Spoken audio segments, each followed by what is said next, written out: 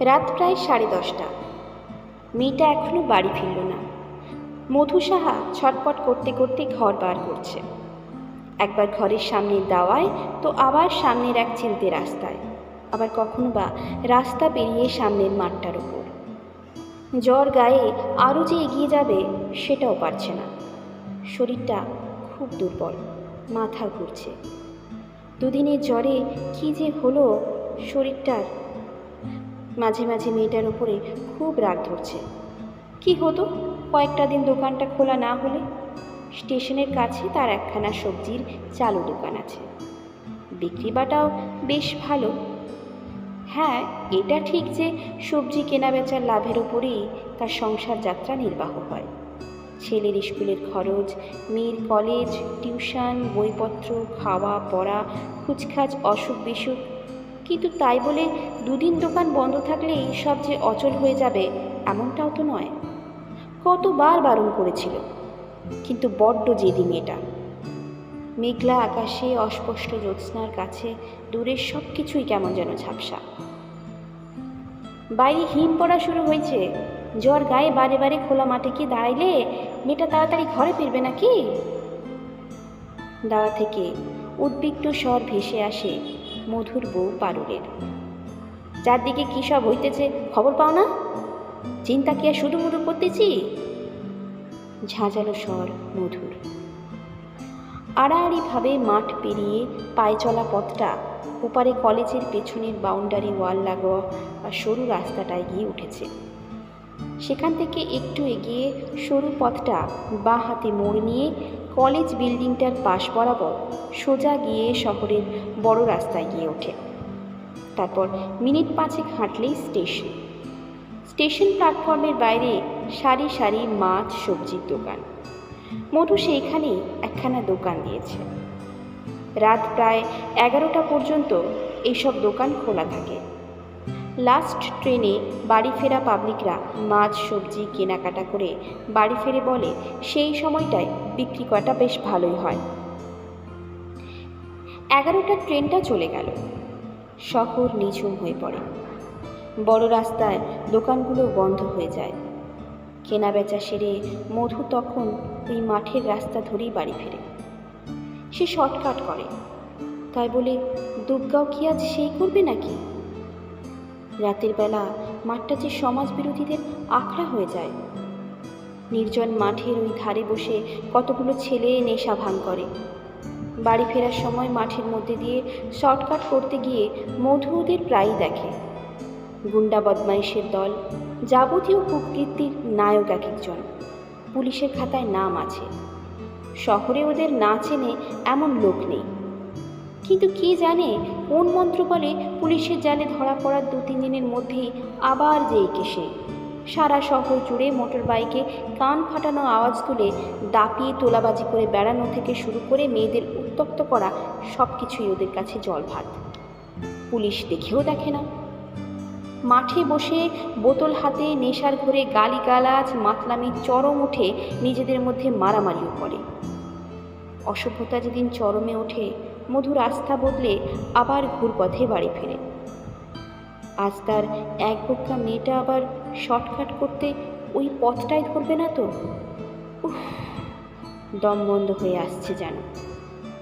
এই তো সেদিন সদ্য সমগ্র দেশ তোলপাড় করা একখানা নারকীয় ঘটনা আমূল কাঁপিয়ে দিয়েছে সমস্ত চেতনা ও বিবেক সম্পন্ন মানুষজনকে। এর মাঝে আবার যদি না, আর ধৈর্য ধরা যায় না। এবারে পাশের বাড়ির সাধুদাকে ডাকতেই হয়। মধুর ডাকে সাধুদা, তার বউ আর 2 ছেলে মেয়ে ঘর ছেড়ে বেরিয়ে এলো। মধুদের পাড়াপড়শিরা নিজেদের মাঝে যতই মন কষাকষি টুকটাক ঝামেলা করুক না কেন, একের দরকারে আরেকজন সর্বদাই এক বাক্যে হাজির। যাও যাও, টর্চটা নিয়ে এগিয়ে পড়ো দেখিনি। সাধুদা স্ত্রীর গলায় উদ্বেগ চাপা থাকে না। ইতিমধ্যে গায়ে গায়ে লাগোয়া ঘরের পড়শিরাও কেউ কেউ এগিয়ে এসেছে। একের উদ্বেগ অপরকে ছুঁয়ে যাচ্ছে। কেউ কাউকে ডাকেনি, কেউ কাউকে আসতে বলেনি, তবুও সবাই আজ একে একে এসে জুটেছে। ওদের অনেক অভাব, নিত্য অলুটন, মতান্তর থেকে মনান্তর ইত্যাদি নিত্যদিনের সঙ্গী। কিন্তু এইসব ছাপিয়ে বিপদে আপদে প্রত্যেকে প্রত্যেকের পাশে। এটাই এদের সম্বল এবং সম্পদ। জটলার মানুষজন নিজেদের মধ্যে আলোচনা সেরে নিয়ে একটু এগিয়ে এপাশ ওপাশ খুঁজতে যাবার সিদ্ধান্ত নিল। 2-3 দলে ভাগ হয়ে এগুলো সবাই। কেউ কেউ টর্চ আর মোবাইলের আলো জেলে মিঠো পথ বরাবর পা বাড়িয়েছে। তাই দেখে হাতে একখানা গাছের সরু ডাল নিয়ে রাস্তার ভবঘুরে পাগলটাও বুঝে হোক না বুঝে হোক ওদের সঙ্গ নিল। আচমকায় মাঠের ওপার থেকে পুরুষ কণ্ঠে মর্মভেদী আর্তনাদ। হতবম্ব সবাই, একেবারে স্থাণুবৎ। নারী কণ্ঠ তো নয়, পুরুষের গলা। ব্যাপারটা খুবই আশ্চর্যজনক। কয়েক মুহূর্ত মাত্র। অন্য কেউ সম্বিত ফিরে পাবার আগেই পাগলটাই মত্ত হস্তির মতো সামনের দিকে ছুট লাগিয়েছে।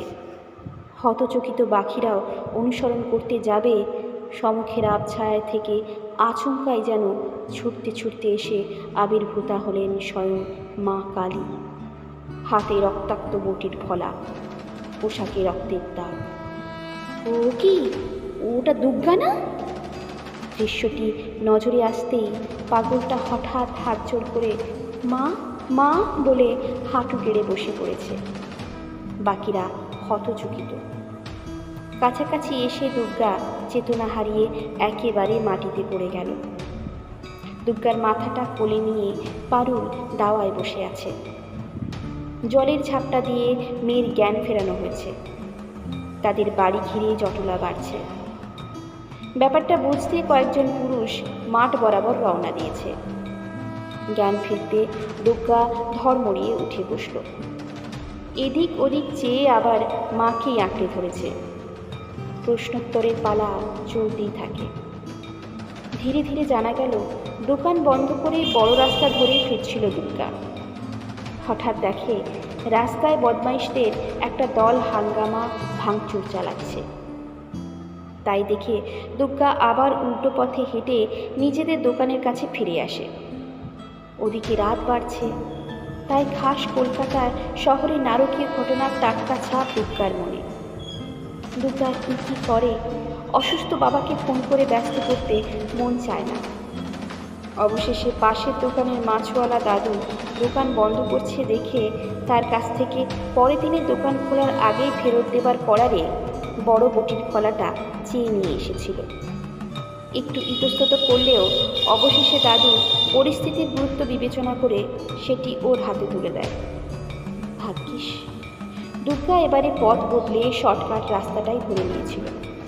ভাবতেও পারেনি পালের পোদাটা ইতিমধ্যেই রাস্তা ছেড়ে আরও একদল সাঙ্গপাঙ্গ সহ মাঠে এসে বসেছে। প্রত্যেকের হাতে বোতল। দুর্গা তখন জলে কুমির ডাঙ্গায় বার। কোন পথে বাড়ি ফিরবে? সন্তর্পণে মাঠের একেবারে অপর প্রান্তের ঝোপঝাড়ের আড়ালে পায়ে চলার পথটা ধরে নিয়েছিল। তবু ঠিক পালের গোদাটার নজরেই পড়ে যায়। বাকিটুকু আর বলার অপেক্ষা রাখে না। তবে দুর্গাও ছেড়ে দেয়নি।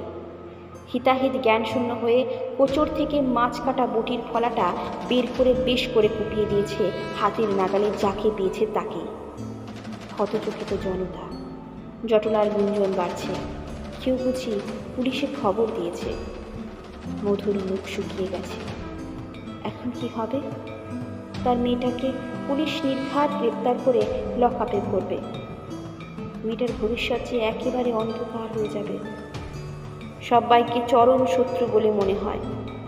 দুর্বল শরীরে চিন্তার ভার আর বইতে পারছে না মধু। ও কি এবার জ্ঞান হারিয়ে ফেলবে? হায় ভগবান, এ তুমি কি করলে? ঠিক তখনই সৃষ্টি হলো এক অভূতপূর্ব আয়োজন। আশেপাশের যত অল্প বয়সী মধ্যবয়সী মেয়েদের দল বটি কাটারি হাতে ভিড় করে এসে দাঁড়িয়েছে। পুলিশের কাছে জবানবন্দিতে প্রত্যেকেই বলেছে সেই নাকি কুপিয়ে দিয়েছে বদমাইশের দলকে। এবার পুলিশই খুঁজে নিক আসল অপরাধী কে, ঠিক করে নিক তাকে ধরতে চায়। বাঁধ ভাঙা স্রোতের মতো আশেপাশের অঞ্চলের মেয়েরাও এসে জুটেছে। কারণ এই বিষমকালে তুষ্টের দমনের ভার নেওয়া বুঝি তাদেরই কর্তব্য। জমায়েত দীর্ঘ থেকে দীর্ঘতর হচ্ছে, হয়েই চলেছে। ক্রমশ সেটা বুঝি জনসমুদ্রের আকার ধারণ করবে। তবে তাই হোক, ভাসিয়ে নিয়ে যাক সব জঞ্জাল। লিখছেন সুমিতা দাশগুপ্ত।